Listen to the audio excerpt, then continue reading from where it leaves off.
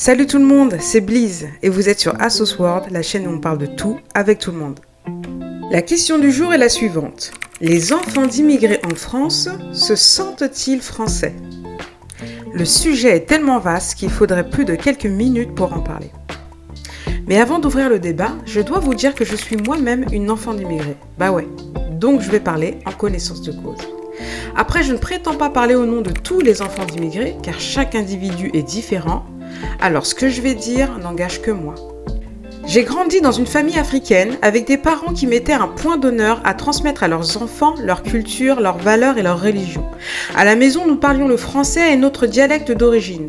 Du coup, j'ai toujours eu l'impression d'avoir une double culture, celle que j'apprenais à la maison et celle que j'apprenais en dehors de la maison, à l'école et avec mes amis. D'ailleurs, j'ai toujours vu le fait de comprendre les deux cultures comme un pouvoir que tout le monde ne pouvait pas avoir. Mais ça n'a pas été facile tous les jours. Par exemple, quand j'étais gamine, à l'école pendant plusieurs années, nous n'étions pas beaucoup de noirs. On pouvait nous compter sur les doigts de la main. Cette époque n'a pas duré très longtemps, mais je peux vous dire qu'elle m'a marquée.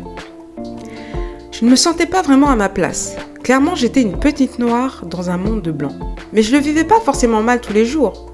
Mais à certains moments, quand mes camarades me faisaient remarquer que mes cheveux crépus ne suivaient pas le mouvement de ma tête, ou que moi, j'avais pas à avoir peur du soleil parce que j'étais née bronzée, et je te raconte pas le nombre de fois où on m'a caressé les cheveux comme si j'étais un petit toutou. Là, ce sont des moments compliqués à gérer, car ils peuvent marquer une enfance et même conditionner toute une vie s'ils se répètent trop souvent. Plus âgée, quand je me trouvais dans un nouvel endroit, je me surprenais à chercher une autre personne noire autour de moi. Et quand j'en voyais une, je me sentais tout de suite mieux. C'était presque instantané. Et j'avoue que ça m'arrive encore parfois. C'est plus fort que moi. Est-ce que je suis la seule à faire ça ? Je serais curieuse de savoir, dites-le moi en commentaire. En fait, j'ai réalisé que si je faisais ça, c'est parce que inconsciemment j'avais cette théorie basée sur rien, qui consiste à croire que si je me trouvais dans un endroit où j'étais la seule noire entourée de blancs, il n'y avait qu'une seule explication. C'est qu'ils étaient tous racistes et que les noirs n'étaient pas acceptés ici. D'ailleurs, si moi je m'y trouvais, c'était juste une erreur. Et qu'ils n'allaient pas tarder à s'en rendre compte et me virer comme une malpropre devant tout le monde. Bon, j'avoue, j'abuse un peu, mais c'est pour que vous puissiez comprendre dans quel état d'esprit je me sentais dans ce genre de situation. Évidemment, je le sais maintenant que c'est complètement nul comme façon de penser et que ça veut rien dire. Je sais aussi que maintenant, je vois les gens comme des individus non définis uniquement par leur couleur de peau. Mais si j'ai pensé comme ça pendant pas mal de temps, c'est parce que j'ai encaissé plein de réflexions sur ma couleur de peau, mes cheveux crépus, etc. quand j'étais petite. C'était des petites choses anodines dites par des enfants innocents qui n'avaient même pas conscience que leur comportement pouvait être stigmatisant d'ailleurs. Mais force est de constater que ces réflexions m'ont conditionnée à la méfiance pendant une bonne partie de ma vie d'adulte. Et c'est donc pour ça que je ne me sens pas française à 100% à chaque instant de ma vie en France. Je dois quand même souligner le fait que quand je vais en vacances dans mon pays d'origine, eh bien là-bas, je suis la petite française, la toubab ou encore la bounty. Clairement, quand mes cousins parlent avec moi, ils me disent qu'il y a une différence entre eux et moi. Ils me font ressentir que je ne suis pas d'ici. Je veux dire, oui, on a les mêmes origines et on vient bien de la même famille, mais il y a clairement une scission entre eux et moi. Et c'est eux qui, systématiquement, soulignent cette différence.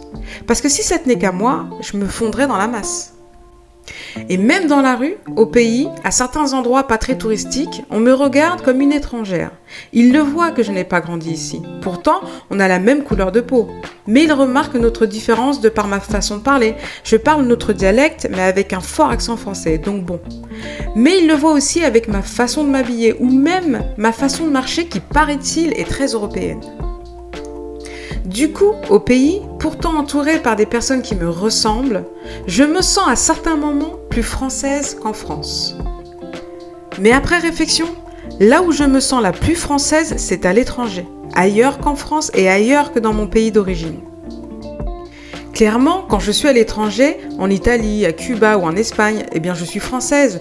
D'ailleurs, quand on me demande d'où je viens, je dis que je viens de France. Je pourrais lui dire que je suis française d'origine étrangère, mais je vais pas raconter ma vie. Je vais au plus simple, quoi. Je parle français, j'ai un accent français, donc je suis française, point. Et ça veut pas dire que j'ai honte de mes origines, hein, au contraire d'ailleurs. Mais c'est plutôt un sujet que j'ai envie de développer en faisant connaissance. Mais quand je suis à l'étranger, j'ai un comportement très français. Alors là, ça y va, hein. Tout m'est dû. Je vais m'inventer critique culinaire quand je suis au restaurant. Et je vais même jusqu'à exiger une baguette pas trop cuite à chaque repas. Donc là où je me sens la plus française, eh bien c'est à l'étranger. En dehors de la France et en dehors de mon pays d'origine. Mais comme je l'ai dit au début, il me faudrait plus de quelques minutes pour répondre à cette question. Parce que la réponse est bien plus complexe. Et oui, je me sens française parce que j'y suis née, j'y ai grandi et j'y vis toujours. Je me sens également de mon pays d'origine parce qu'on m'en a transmis la religion, les coutumes et la culture. J'y ai toute ma famille et j'y vais régulièrement. Donc je ne peux pas choisir. J'ai les deux cultures, je suis métisse de culture et ça fait partie de moi. Dites-moi ce que vous en pensez en commentaire. Et pour ceux qui, comme moi, sont enfants d'immigrés, donnez-moi votre ressenti. Peut-être qu'il est pareil ou alors totalement à l'opposé, je serais curieuse de savoir. C'était Bliss et ce n'était que mon avis. À bientôt sur ASOS World et prenez soin de vous.